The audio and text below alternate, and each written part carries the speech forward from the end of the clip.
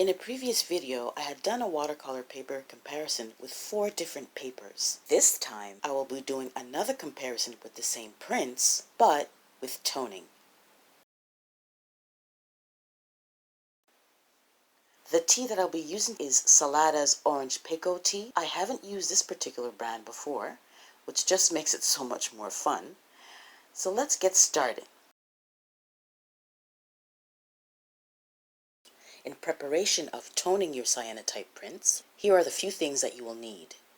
You will need a large pot, some washing soda, a jug for measuring out your water, a pair of tongs, trays for your different baths, and of course whatever you're toning with. And this is my setup for basic toning. I just would like to mention, you don't need these specific trays for toning.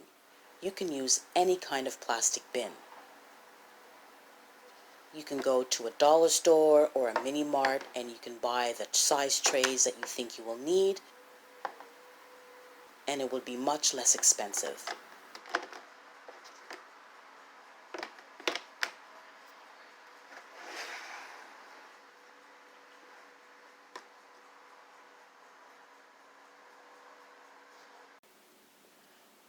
My first tray is just plain water. This is the first step that I do before I get into the bleaching of the print and the toning of the print.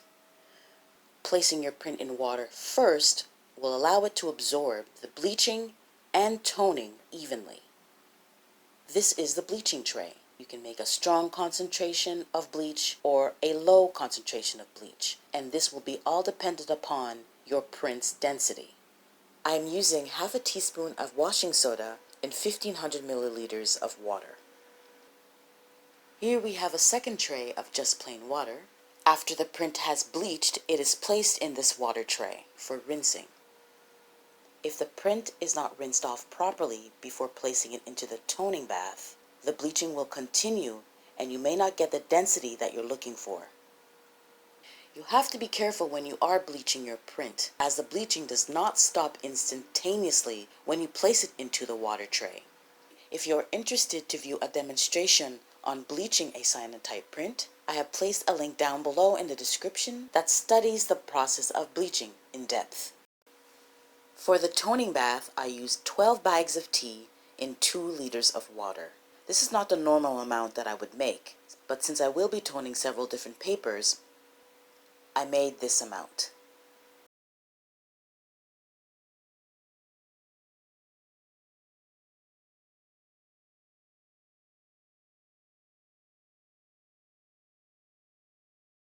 This is a print that will not be used in the actual comparison, but I wanted to demonstrate a clear view of the steps in this process.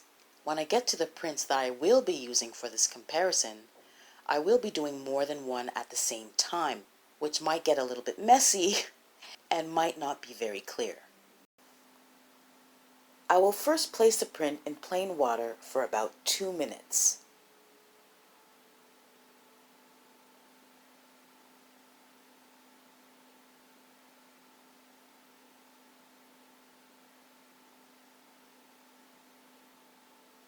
And I will place it in the bleaching bath, and times will vary here, as you'd have to watch the print as it bleaches.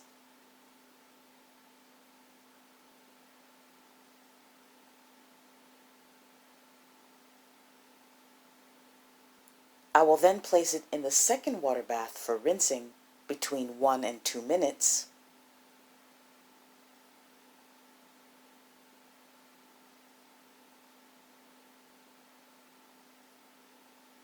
And then I will place it in the toning bath between an hour and a half and 2 hours. When I'm toning with tea, I like to use the tea bags to help keep the paper submerged under the water. You have to be careful if you do this though, as you wouldn't want it to sit like this for too long.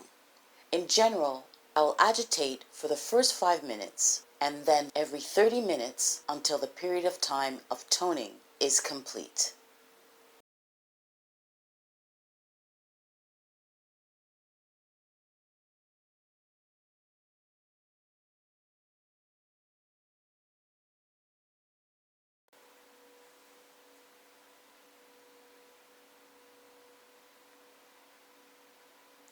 We can see here that Fabriano 25% cotton cold press watercolor paper has the most staining, and Canson has the least staining.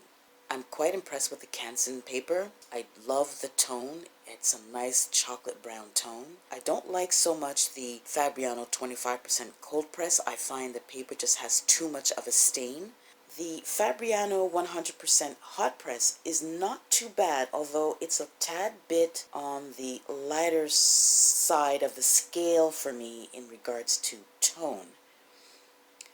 But they all have their own individual looks, which is pretty cool, and I think for my next trials of toning, I will be trying the Canson watercolor paper.